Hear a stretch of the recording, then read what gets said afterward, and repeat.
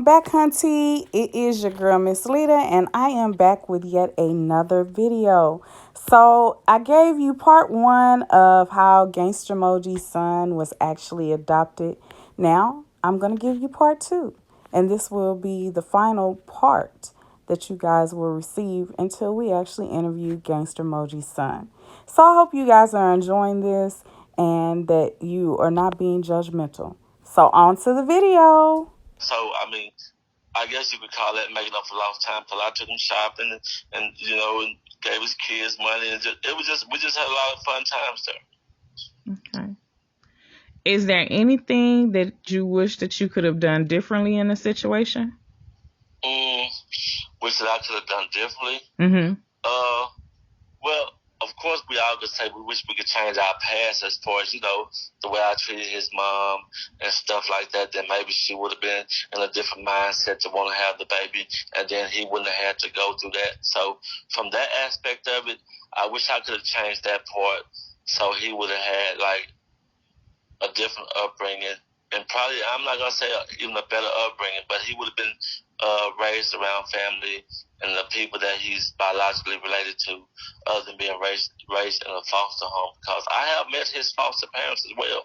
When I went there to see him, he invited his foster mother and father there, and we all was laughs, hugs, and smiles. Everybody got along great. It was a good thing. So that's one thing I wish I could have done differently.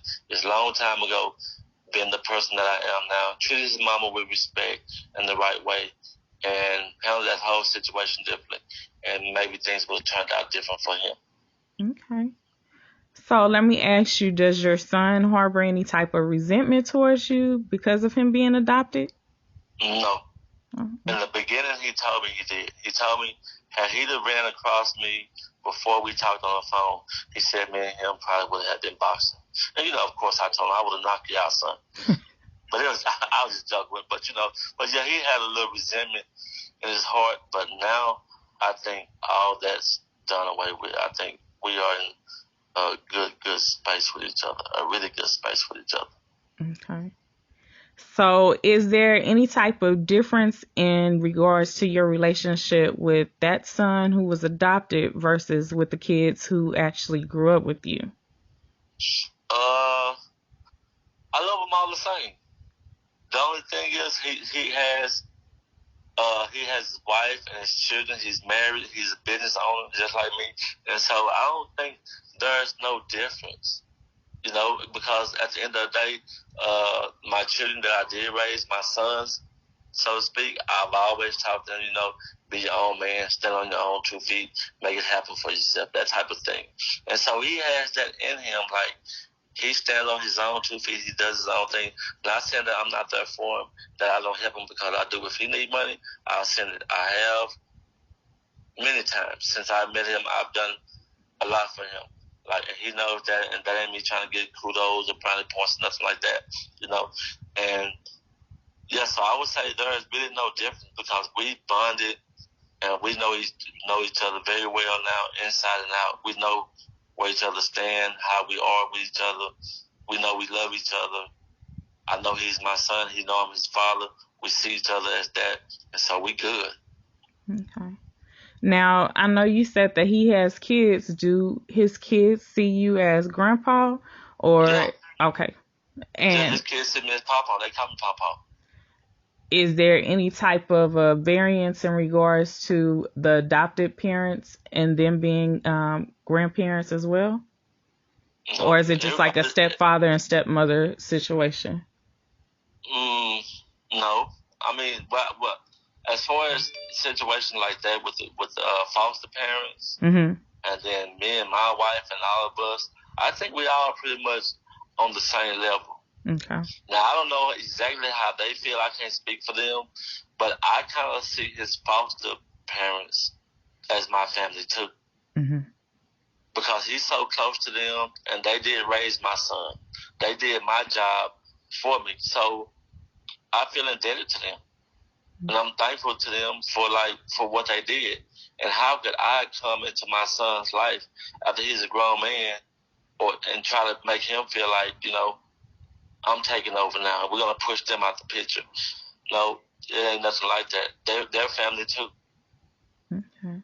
So we all on the same page with one another. Well, that's good. Now, let me ask you, I know you said that the mother was on drugs at the time that she was pregnant. Was there Right. any effects that were suffered from the child? I think, if I can remember, well, there ain't no effects that he has going on with him now, but when he was a baby, I think that they found drugs in his system when he was born. Now, I can't verify that. That's just what I was told by the Child Protective Service, the supervisor that was over the Child Protective Service once I had got out of prison. That's what I was told. And I was also told that there was a twin, but that came from the streets. So then I later found out that there was no twin, and that my son was actually born with drugs in his system, which probably could have been one of the reasons why she abandoned him at the hospital, because they probably was going to place her in jail or something like that. I don't know. Okay. I don't know. So for those of y'all that don't know, anytime that they say that a child has drugs in their system, what they do is they actually test the meconium of the child, and then that makes the determination of what type of drugs are in a child's system. And the meconium is the child's first poop. So they actually test it, and then it will allow them to decipher what type of drugs is within the child's system. Some of the kids could be experiencing withdrawals, and so they actually have to go into an incubator and try to get unhooked from the drugs that are in their system. So that's what he's talking about in regards to the child having drugs in the system. That's how you test a child. Okay, so now, do you know if he has any type of relationship with his mother? Oh yes, he has a relationship. He has a relationship with his biological mother, but I'll wait until you interview him. Like, let him speak on that. Okay. Because from my understanding, it'd be good one minute, then rock it the next minute, back and forth kind of thing. So I don't know where he's at right now, as far as his mom goes. So I don't want to really speak on that. Okay. And this is the only child that you have lost? No other child? As far as to the system? Yes. Yeah, that's the only child I've lost. I've had a son that was 13 years old that's deceased, but as far as his system, no, I haven't never lost a child to the system except this one. Okay. And so, y'all, he has a large quantity of children. A large quantity. Got a bird's nest. A football team, whatever you want to call it. And so I find it very commendable that he has managed to be in all of his kids' life, and even to find this young man as well. You know, we all have a past, so don't try to judge him. Like I say, we all have a past.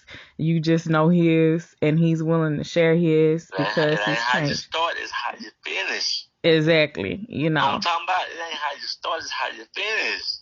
And y'all, you know, he worked my last nerve, but I know his heart, and I know there's nothing that him and my sis would not do for me or my child.